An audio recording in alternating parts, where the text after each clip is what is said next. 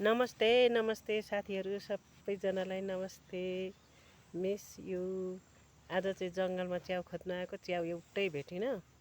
अनि एउटा गीत ट्राई गरिरहेको छु है। त्यो गीत सँगसँगै कतिको आउँदो रहेछ मेरो पनि बोली एन्ड भाषा।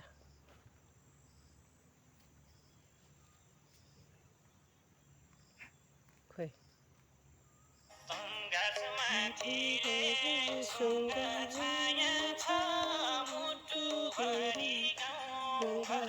माया छ उडी जाने रे माथि छाया छ माया छ उडी जाने रे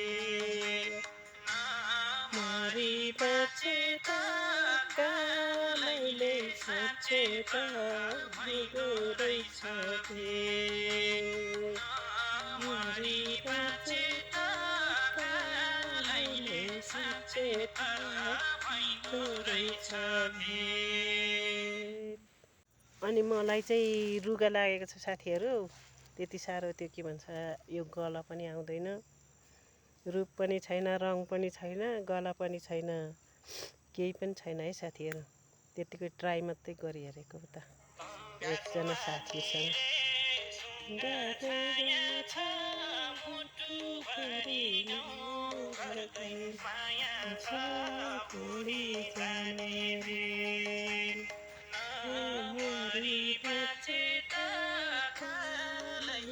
साँच्चै त हुँदो रहेछ भेट मरी बचे कालैले साँच्चै त रहेछ भेट। गाउँमा हुर्केको, गाउँमा जन्मेको, यस्तो जङ्गलमा गाईबस्तु हेरेको होइन साथीहरू। अनि 2 दिन सहरमा जाँदा चाहिँ गाउँघर नबिर्सनु है। म चाहिँ मिस गरिराखेको हुन्छु गाउँघरलाई है। सबैजनाले बुवा आमा सबैजनाले गाउँघरमा हुनुहुन्छ भने सबैजनाले मिस गर्नु होला। 2 दिन त्यो जाब अर्काको त्यो बिल्डिङ घरमा कति अग्लो छ हौ भनेर त्यो माथि हेरेर बाबामा बिर्सिनुभन्दा बरु आफ्नो घर यस्तै झुपडी भए पनि कति राम्रो महल छ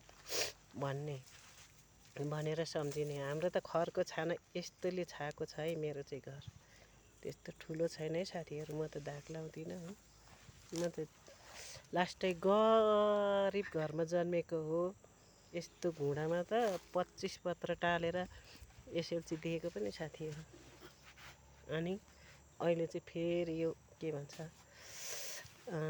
सानो बच्चामा जङ्गलतिर घुमेको, गाईबस्तु चराएको, साथीहरूसँग भेट भएको। अनि आज नयाँ साथी भेटेको छु जङ्गलमा, पहिला भेट भएको साथी। अनि त्यही भएर उसलाई भेट्नु आएको यहाँ पछाडि। नमस्ते गर्नु। नमस्ते। सबैजनालाई के भन्छ पहिलाको साथी भेट भएको छ भन्ने होइन। म त बुढी भयो नि साथी, 80 वर्षको भइसकेँ। अनि ऊ त भर्खर जन्मेको थियो अनि यत्रो भइसकेछ है। अब त बुढेसकाल लाग्यो, लट्ठीको सहारा लिनुपर्छ। अनि लट्ठीहरू पनि तयार पारिरहेको छु टेक्नलाई होइन। अनि त्यस्तो हुन्छ। अनि 2 दिनमा बुवा मम्मीलाई होइन, उता सहरमा पस्ने बित्तिकै अनि छोरीले जुवाई भेट्ने बित्तिकै, छोराले बुहारी भेट्ने बित्तिकै आमा बुवाले भन्ने हुन्छ नि। आफ्नो पनि पालो त त्यही हो नि होइन र साथीहरू। त्यही भएर बुवा आमालाई चाहिँ जहिले मिस गरिराख्नुपर्छ हामीले, जति दुःख पाए पनि सुख पाए पनि होइन। तर अनि कुनै चाहिँ फेरि के हुन्छ भने बुढा कमाउने बुढी गुमाउने हुन्छ, कसैको बुढी कमाउने बुढा गुमाउने हुन्छ। त्यसमा पनि के हुन्छ र बिहा गरेर पनि केही हुनेवाला छैन। अनि घरमा आयो बुढीले राँडी राँडी भनौँ, उता गए कान्छी काली आऊ न मेरो बेबी भन्छ। अनि बुढीले चाहिँ 4 ठाउँ टालेर कपडा लाएर दुःख गरेको हुन्छ बालबच्चासँग। उता चाहिँ अब चस्मा चट्ट लाउने, नाइटो देखाउने केटीहरू देखेपछि चाहिँ घरको बुढी पनि बिर्सिन्छ है साथीहरू। केटा मान्छेले रियल कुरा हो। अहिले मेरो यहाँ रुगा लागेर घाँटी बसेर पो त, नत्र म राम्ररी बोल्थेँ। अब रुगा लाग्नु छोडेपछि अलिक पछि चाहिँ घाँटी दुख्नु छोडेपछि चाहिँ केही कुराहरू दर्शाउँछु है। सबैजनालाई मन परे नि नपरे नि लाइक कमेन्ट गर्नुहोस् है। बाघ आयो कि के हो, बाघ पो आउँछ यता त, यता बाघ भालु आउँछ अरे हौ साथीहरू। हेर्नु घना जङ्गल छ, यस्तो यस्तो जङ्गल छ। अनि त्यही भएर हामी चाहिँ यहाँनिर घुम्दै घुम्दै आउँदै एउटा टिकटक बनाऊ न त भनेर अनि बनाएको है। ल सबैजनालाई दर्शन नमस्ते। यस्तो गीतहरू केही सुन्न पाइँदैन थियो साथीहरू, यस्तो कपडा टालेर लाउनु पर्थ्यो है। अनि आँटो पिठो खाएर थोत्रे झोला बोकेर कति घुमिन्थ्यो होइन। अहिले त यी जङ्गलहरू पनि नयाँ नयाँ छ अहिले चाहिँ, थोत्रे कपडा जस्तो छ जङ्गलहरू। हेर्नुहोस् त आबै कान्छ ए यस्तो छ होइन। सानो सानोमा त कति दुःख गरिन्थ्यो नि त साथीहरू। त्यही भएर बुवा आमाले आफू नखाएर पनि मेरो छोरालाई हुर्काउँ बढाउँ, छोराछोरीलाई सबैभन्दा ठुलो मान्छे बनाऊ भनेर बिचरा आज पेट खाएर कति छोराछोरीले दुःख गर्नुहुन्थ्यो होइन। अब छोराछोरी ठुलो भएपछि यस्तै हो। च्याउ चाहिँ यस्तो हुने रहेछ, म चाहिँ खाँदिनँ होइन। यसले मर्ने हो कि बाँच्ने हो त्यो चाहिँ थाहा छैन। यस्तो च्याउ हुने रहेछ कि यता, यस्तो च्याउ नखानु होला है, चिनेर मात्रै खानुहोस्। यसो घुमी हेर्छु है साथीहरू, हेर्नुहोस् है। ल हामी चाहिँ जङ्गलमा रमाइलो गर्दैछौँ है साथीहरू। जस्तो आए पनि हुन्छ नि।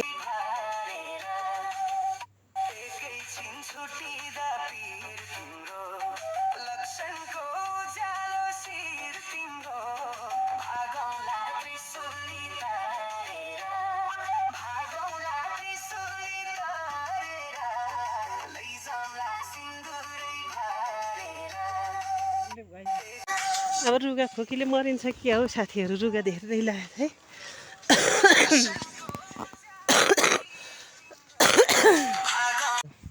अब चाहिँ नजिकै हामी रुममा आइपुग्यौँ है। यस्तो फुलहरू फुल्ने रहेछ, यहाँ हेर्नुहोस्। ए जङ्गलमा यस्तो फुलहरू फुल्ने रहेछ होइन। यहाँ हामी चाहिँ यसको घारी हो तलबाट पार गर्दै यो घारी घारी आउँदैछु। लट्ला जस्तो पनि छ। ल अब चाहिँ हामी रुममा आइपुग्यौँ है साथी। Okay bye bye, again see you. तर बाघ भालुबाट बाँचेर आयो है। बाघ भालु निस्किन्छ भन्थ्यो, तर के भन्छ भगवान्को कृपाले बाघ भालु चाहिँ भेट्दैन है साथीहरू। अनि फेरि यता चाहिँ यस्तो खानु पाइने रहेछ कि अर्ग्यानिक, ए हो सिस्नो, सिस्नो खानु पाउने रहेछ। यस्तो घारी पार गर्दै गर्दै गर्दै हामी आयौँ।